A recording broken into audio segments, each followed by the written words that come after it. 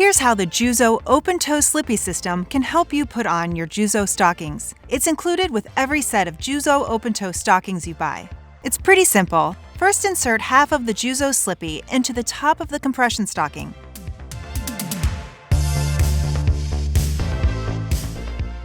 Next, place the compression stocking in the inserted Slippie lengthwise onto your Juzo Easy Pad. The Juzo Easy Pad is sold separately. Now put your foot into the Slippie, making sure it stays inside the stocking. Use your other foot to put pressure on the lower corner of the Easy Pad. Using only the heel of your foot, press down and push forward on the Easy Pad. You'll feel it gripping the stocking. Keep doing this until the heel of the stocking matches the heel of your foot. Adjust your stocking as needed using the Juzo Easy Pad. To remove the Slippie, put the heel of your other foot on the device and pull your leg backwards. Then, wearing your Juzo gloves, work the stocking up toward the knee. You can adjust the fit as needed to distribute the fabric. And remember, folding over the silicone border or bunching the fabric will cause constriction, and you don't want that.